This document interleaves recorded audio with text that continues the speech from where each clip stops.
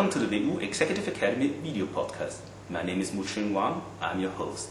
In this video podcast, we're going to have a discussion about global financial management and the course Advanced Financial Management for Global Markets of our Executive MBA program. Joining us tonight is Professor Chuck Kwok. Professor Kwok is Professor of International Business at the University of South Carolina. He received his undergraduate and master degrees in sociology at the Chinese University of Hong Kong. In 1981, he went to the United States to study at the University of Texas in Austin and received his PhD degree with major in international business in 1984. Since then, Professor Kwok has been teaching at the University of South Carolina on both doctoral and master level. He has received many teaching awards from various different programs. Professor Kwok, it's a great honor to have you here tonight. Thank you. Professor Kwok, could you give us a short outline about your course, Advanced Financial Management of Global Markets, and what are the differences? Are there any differences in the approach to this topic between executives and professionals? Yes, I'll be happy to explain that to you. Basically, this class is to train executives to understand the finance function within the global environment. And knowing that this target group is mainly executives, so instead of focusing on a lot of functional details, finance details, I usually put a focus on the big picture. First, let me tell you the three major components of the course. The first component is about international investment. So we invest or not invest in a foreign country. Second one, how do you manage risk? There may be currency risk and political risk. How do you manage that? The third one, how do I finance? How do I raise money in order to finance this project? Let me give you one example. For example, a European firm wants to go to China to invest. Then in order to see whether this project is feasible or not, they have to forecast the cash flows and then do a capital budgeting to bring the cash flow to the present value, what we call net present value, or sometimes we call international capital budgeting. The idea is that you will engage in a project where it will pay you good value, positive value, and discard project that's not good.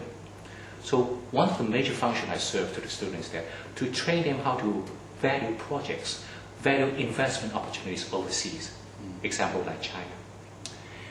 After that, we need to talk about, okay, it's international investment. Then you expose yourself to two special types of risk, namely currency risk and political risk. The renminbi may change against euro, for example. Then how do you protect that? And political situation of China may also change. How do you minimize the risk? So the second component of the course is to tell you how to manage this risk, currency risk or political risk. At the same time, price them already in your valuation model. So that's the second component. And the third component is about financing. In order to maximize the profit, we want to minimize the cost of capital. We don't just finance within Europe. We can also finance globally, either selling bonds or stocks overseas, in New York, in Hong Kong, in Shanghai, in other places. By doing that, you can minimize the cost of capital. When you have a high return and low cost, the return minus cost is your product. So this way, by doing this, by lowering your financing costs, you're actually maximizing the shareholders' wealth. So these are the three major components of my course. Okay, I see. And in your opinion, what are the main difficulties or challenges, more like, the executives face when learning global financial management? It's a good question. When we teach this international financial management or global financial management, we need to be very careful about the target audience. We talk about, for example, those finance majors at the undergraduate level or even at master levels. We train them in the technical areas, very details, how to do it in details. But now the audience is high-level executives. They can hire people who can do that for them.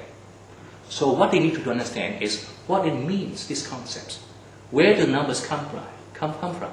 They don't have to do it themselves, but they need to understand in terms of what's the meaning of those numbers.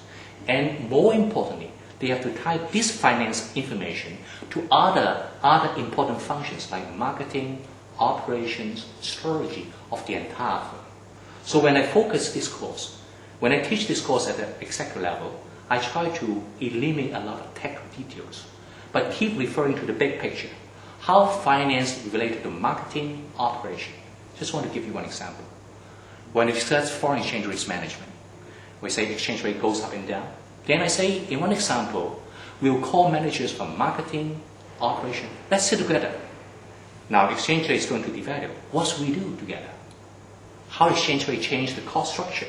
How the exchange rate change the market? How much I sell? Let's bring out the best scenario and act upon this. So, in focusing at this level of audience, it's very important to integrate for them so they can see that, oh, finance work together with marketing, with operation, together to make the best business decision. Mm-hmm. Well, Professor Kwok, as a winner of so many teaching awards and as outstanding performance in teaching, what are your secrets? Would you share with me what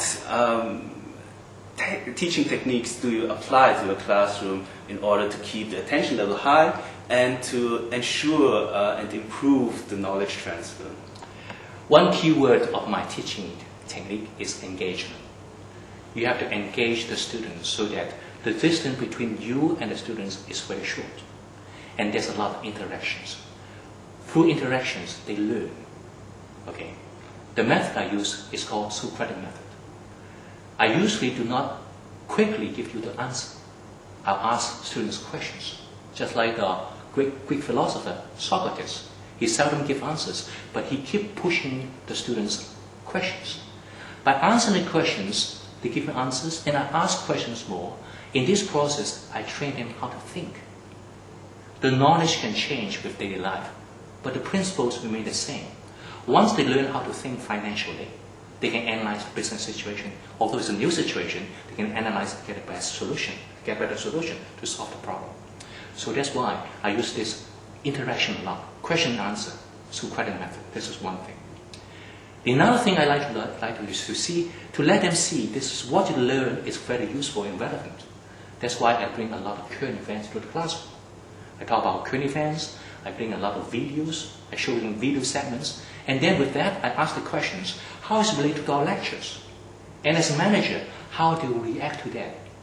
So ask them to think about this. And they can see that there's a very large level of relevance between the class and the current events that's happening around them.